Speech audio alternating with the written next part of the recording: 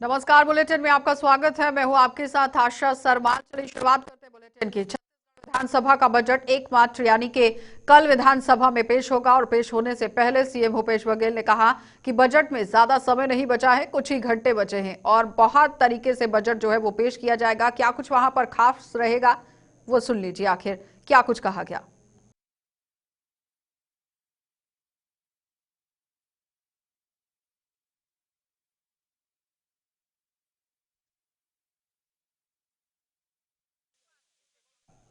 पूर्व मुख्यमंत्री डॉक्टर रमन सिंह द्वारा बजट को लेकर उठाए गए सवाल को लेकर यहां मुख्यमंत्री भूपेश बघेल ने कहा कि केंद्र का बजट हमने देखा है और सब माइनस में है।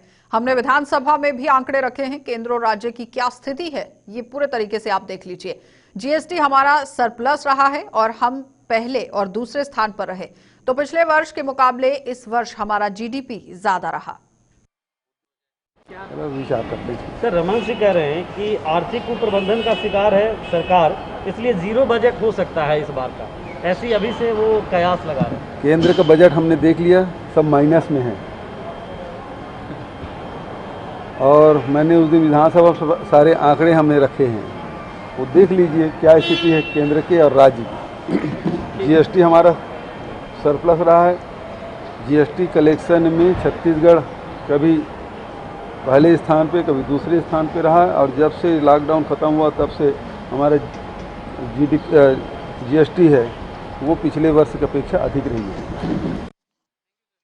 तो छत्तीसगढ़ के जांजगीर चांपा जिले के धार्मिक नगरी शिवरी नारायण में हर वर्ष की तरह यहां लगने वाला छत्तीसगढ़ का सबसे भव्य माघी पूर्णिमा का मेला इस वर्ष भी प्रारंभ हो चुका है, जहां माघी पूर्णिमा की रात्रि कालीन को धार्मिक नगरी शिवरी नारायण के बाबा घाट पर भव्य महाआरती का आयोजन किया गया था, जिसमें छत्तीसगढ़ के कैबिनेट मंत्री मठाधीश रामसुंदर महंत महाराज, जो कि एसडीएम मेनका प्रधान, नगर पंचायत अध्यक्ष और समस्त पार्षदगण एवं लाखों की संख्या में श्रद्धालु भी यहां पर मौजूद रहे।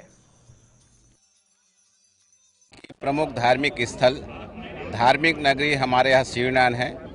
भगवान शिवनारायण का पावन धरा, माता सबरी का जन्मभूमि होने के गौरव प्राप्त है इस शिवनारायण नगर को, जहाँ चित्रोत्पला गंगा महानदी बहती हैं।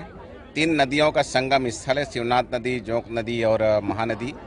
और विगत 20 वर्षों से चित्रोत्पला गंगा महानदी का संध्या के समय हम लोग प्रत्येक दिन आरती करते हैं। पूर्णिमा को ही इसका शुभारंभ नगरवासियों ने सब किया था और आज 21वें वर्ष में हम लोग प्रवेश कर रहे हैं। माघ पूर्णिमा पावन अवसर पर भव्य महाआरती चित्रोत्पला गंगा महानदी का हुआ है। मैं चांपा सेवा संस्थान सभी पदाधिकारियों को, शिवनारायण नगर वासियों, क्षेत्रवासियों को बहुत बहुत धन्यवाद साधुवाद देना चाहता हूं कि आज माघ पूर्णिमा का पावन। तो 5 राज्यों में होने वाले विधानसभा चुनाव की तारीखों के ऐलान के बाद पश्चिम बंगाल में चुनावी सरगर्मियां काफी बढ़ गई हैं। बंगाल में दंगे फसाद की राजनीति का असर छत्तीसगढ़ में भी देखने को मिल रहा है। तो राज्य के सीएम भूपेश बघेल ने बीजेपी पर बंगाल में चुनाव से पहले दंगा फसाद शुरू करवाने का संगीन आरोप लगाया है। क्या कुछ आरोप लगाए गए हैं, इस पर रिपोर्ट देखिए। पश्चिम बंगाल और असम समेत 5 राज्यों में चुनावी बिगुल बज चुका है। सत्ता यहां पर हासिल करने के लिए एक से बढ़कर एक बयानबाजी का दौर शुरू हो चुका है। इसी बीच छत्तीसगढ़ के मुख्यमंत्री भूपेश बघेल बीजेपी पर बड़ा हमला बोल रहे हैं और बीजेपी पर बंगाल में दंगा फसाद कराने का आरोप लगाया गया। एक बयान में उन्होंने कहा कि पश्चिम बंगाल में बीजेपी के आने से पहले ही दंगा फसाद शुरू हो गया है। जब बीजेपी सत्ता में आई नहीं थी तब ये स्थिति है, तो पता नहीं आने के बाद क्या होगा, और ये बात बंगाल के लोग अच्छी तरीके से जानते हैं। छत्तीसगढ़ के मुख्यमंत्री भूपेश बघेल के इस बयान ने बीजेपी की बेचैनी को और जहां बढ़ा दिया है, तो वहीं दोनों ही पार्टियों के बीच बयानबाजी का नया दौर शुरू हो गया है। भारतीय जनता पार्टी जाने से पहले ही वहाँ दंगा फसाद शुरू कर दिया है। अभी तो आए नहीं, तभी स्थिति है। तो आ जाएंगे तब क्या स्थिति बनेगी, इस चीज़ को बंगाल के लोग बेहतर समझते हैं। इस बयान से तिलमिलाई बीजेपी ने कांग्रेस पर पलटवार करते हुए कहा कि बंगाल में कांग्रेस का कोई जनाधार नहीं है। चौथे नंबर पर भी कांग्रेस नहीं आ रही। महज कांग्रेस पार्टी मुख्यमंत्री भूपेश बघेल को चुनाव में यहां पर हर तरह से सीएम को यूज कर रही है। जिन लोगों ने देश का विभाजन किया है, जिन लोगों ने देश को बांटा है और जिन लोगों ने तुष्टीकरण की राजनीति की है, वो हम पे इल्जाम लगाते हैं। वास्तव हकीकत यह है कि बंगाल में कांग्रेस पार्टी का कहीं कोई जनाधार नहीं है।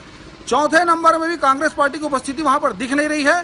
महज कांग्रेस पार्टी प्रदेश के मुख्यमंत्री को चुनाव में एटीएम के तौर पे वहां पर प्रोजेक्ट कर रहे हैं। इसलिए मुख्यमंत्री जी वहां पर प्रसिद्धि पाने के लिए इस प्रकार का बयानबाजी कर रहे हैं। हालात बंगाल में कांग्रेस पार्टी के खिलाफ में है और निश्चित तौर पे वहां पर भारतीय जनता पार्टी की सरकार बनने जा रही है।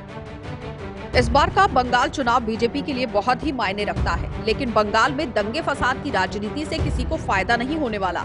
हालांकि भूपेश बघेल के बीजेपी पर हमलावर होने से राजनीतिक सरगर्मियां जरूर तेज हो गई हैं और इस मुद्दे को लेकर बीजेपी और कांग्रेस में तू मैं शुरू हो गई है। Bureau report. नेता प्रतिपक्ष धर्मलाल कौशिक ने छत्तीसगढ़ विधानसभा बजट पेश होने से पहले प्रतिक्रिया भी दी। उन्होंने कहा कि बजट को लेकर जिस तरीके से उम्मीद लगाई जा रही है, शायद ऐसा नहीं होगा कि आने वाला बजट हताशा और निराशाजनक होगा। जिस तरीके से सरकार की कार्यविधि चल रही है, इससे ऐसा लग रहा है कि बजट काफी हताश करने वाला होगा।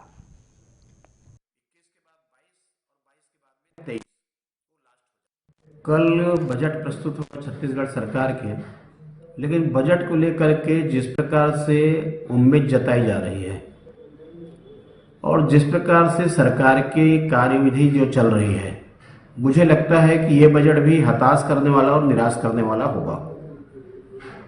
क्योंकि जिस प्रकार से आर्थिक बदहाली की स्थिति है और ऐसा ना हो कि बजट में कटौती हो जाए। लगभग निर्माण कार्यों की जो स्वीकृति होनी चाहिए या पिछला जो प्रशासकीय स्वीकृति वो भी अभी नहीं हुआ है, तो बजट को लेकर के जो उनके जन घोषणा पत्र है उनके पूरे होने की उम्मीद भी नहीं दिखाई दे रही है। जबकि जो उनके जन घोषणा पत्र में आज इस बजट में तीसरा बजट है, इसके बाद में आपका 21 के बाद 22 और 22 के बाद में 23 वो लास्ट हो जाएगा। मुख्यमंत्री कन्या विवाह योजना के तहत बेटियों की शादी में होने वाले खर्च को कम करने के उद्देश्य से महिला एवं बाल विकास विभाग द्वारा 50 जोड़ों के सामूहिक विवाह का आयोजन किया गया। इस आयोजन में 4 जोड़ी नहीं आने की स्थिति में 46 जोड़ों का विवाह संपन्न हुआ। सामूहिक विवाह के अवसर पर कलेक्टर टी.के. वर्मा और महापौर हेमा देशमुख ने विवाह स्थल पर पहुंचकर नवविवाहित जोड़ों को आशीर्वाद भी दिया।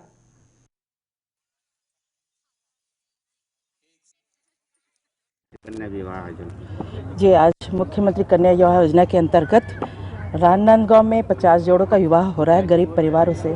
सर्वप्रथम तो मैं अपने माननीय मुख्यमंत्री भूपेश बघेल जी और कैबिनेट मंत्री अनिला भेड़िया जी को मैं बधाई देना चाहती हूं कि आपके प्रयास से आज 50 परिवार गरीब परिवार को नया जीवन, नया घर बनाने के लिए अग्रसित हो रहे हैं।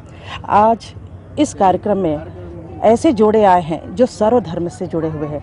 5 बुद्ध परिवार भी हैं, मुसलमान परिवार भी है, हिंदू परिवार भी है। तो ये एक अच्छा संदेश है पूरे छत्तीसगढ़ राज्य के लिए, जहां अनेकता में एकता नज़र आती है, धर्मनिरपेक्षता की बात आती है। तो जब हम देखते हैं इस प्रकार का सब एक ही मंडप पे इस तरह विवाह होता है, तो ये एक संदेश होता है, समाज के लिए भी संदेश होता है और पूरे परिवार के लिए भी संदेश होता है। अगर कोई गरीब परिवार है तो उनके लिए हमारे मुख्यमंत्री जी सामने खड़े हैं और उनको आगे बढ़ाने के लिए, उनके जीवन को स्थापित करने के लिए उनकी योजना के तहत उनके लिए राशि भी उपलब्ध कराई जा रही है। साथ ही अन्य सामान भी उपलब्ध कराकर, बर्तन, मालमारी वगैरह उपलब्ध कराकर उनको गृहस्थी को स्थापित किया जाए।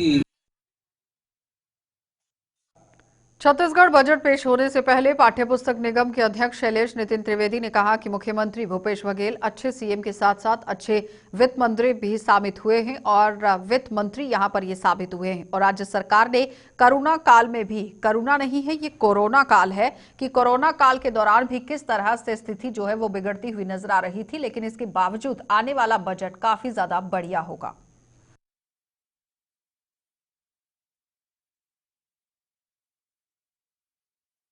मुख्यमंत्री के साथ साथ भूपेश बघेल जी बहुत अच्छे वित्त मंत्री भी साबित हुए हैं। राज्य सरकार के सामने जो चुनौतियां थी कोरोना के समय, लंबे लॉकडाउन के समय, उन चुनौतियों का बखूबी मुकाबला, खासकर वित्तीय संकट का बखूबी मुकाबला छत्तीसगढ़ सरकार ने किया है। कोरोना महामारी के समय राज्य की आय कम हुई, सारा व्यापार व्यवसाय ठप पड़ा था। लॉकडाउन के बहुत सारे दुष्प्रभाव, 6.5 लाख से अधिक प्रवासी मजदूर वापस आए। उन मजदूरों को क्वारंटाइन करना, उन्हें उनके गांव में व्यवस्थापित करना, और टेस्टिंग की व्यवस्था करना। राज्य में आज हर मेडिकल कॉलेज में टेस्टिंग लैब है, जबकि कोरोना के समय सिर्फ एक टेस्टिंग लैब थी। इन सारी मशीनों की व्यवस्था, इलाज की व्यवस्था, टेस्टिंग की व्यवस्था, सूखे राशन की व्यवस्था, और इन चुनौतीपूर्ण परिस्थितियों में अब नया बजट रखा जाने वाला है। केंद्र सरकार अपनी देयताओं को पूरा नहीं कर रही है, अपनी जिम्मेदारी से मुंह छिपा रही है, और इन परिस्थितियों में, इन चुनौतियों के बीच राज्य का नया बजट आएगा। बहुत उम्मीद करना बजट से सरकार के साथ।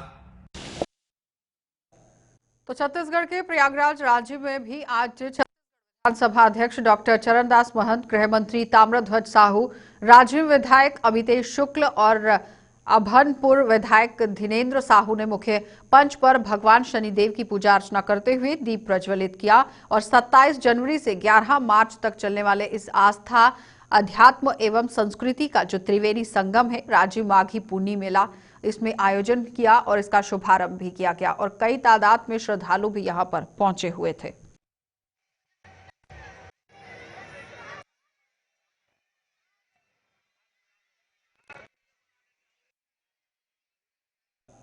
चलिए, बुलेटिन में फिलहाल इतना ही। इजाजत दीजिए। नमस्कार।